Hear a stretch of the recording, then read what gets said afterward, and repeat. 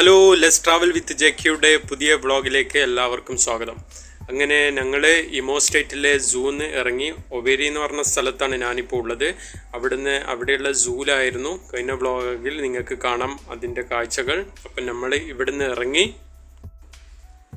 അങ്ങനെ ഇനി നമ്മൾ പോകാൻ പോകുന്നത് ഒവേരി മാളിലേക്കാണ്. ഇവിടെയുള്ള ഇമോ സ്റ്റേറ്റിൻ്റെ ക്യാപിറ്റലായ ഒവേരി എന്ന് പറഞ്ഞ സ്ഥലത്തുള്ള ഒവേരി മാളിലേക്കാണ് പോകുന്നത്. ഈ ഒവേരി എന്ന് പറയുന്ന സ്ഥലം ഇമോ സ്റ്റേറ്റിൻ്റെ ഏറ്റവും വലിയ സിറ്റിയാണ്. അതുകൂടാതെ തന്നെ രണ്ട് വേറെ സിറ്റിയും കൂടിയുണ്ട് ഈ ഇമോ സ്റ്റേറ്റിൽ. അതിൻ്റെ പേര് ഒർലു ഒക്കൂക്കെ എന്നിവയാണ്. നൈജീരിയയിലെ 36 സംസ്ഥാനങ്ങളിൽ വിസ്തീർണത്തിൽ മൂന്നാമതുള്ളതാണ് ഈ ഇമോ സ്റ്റേറ്റ് എന്ന് പറയുന്നത്. ഇവിടെ ജനങ്ങൾ സംസാരിക്കാൻ ഉപയോഗിക്കുന്ന ഭാഷ എന്ന് പറയുന്നത് ഈബോ എന്ന് പറയുന്നതാണ്. പിന്നെ രണ്ടാമതായിട്ട് ഉപയോഗിക്കുന്നത് ഇംഗ്ലീഷ്. അപ്പോൾ ഇവിടെ 2 ലാംഗ്വേജാണ് ഇവിടെ ഈ സ്റ്റേറ്റിൽ സംസാരിക്കാൻ വേണ്ടി ജനങ്ങൾ ഉപയോഗിക്കുന്നത്. ഈ ഇമോ സ്റ്റേറ്റിൽ കൂടുതലായിട്ടുള്ള മതക്കാർ എന്ന് പറയുന്നത് ക്രിസ്ത്യാനികളാണ്. പിന്നെ മുസ്ലിങ്ങൾ ഇവിടെ കുറവാണ്. മുസ്ലിങ്ങൾക്ക് ഇവിടെ 2ാം സ്ഥാനമേ ഉള്ളൂ. അങ്ങനെ നമ്മൾ ഒവേരി മാളിലേക്ക് പോയാണ്. അപ്പോൾ ആ പോകുന്ന കാഴ്ച നമുക്ക് ബാക്കി കാണാം. എന്നിട്ട് അവിടെ എത്തിയിട്ട് ബാക്കി പറയാം.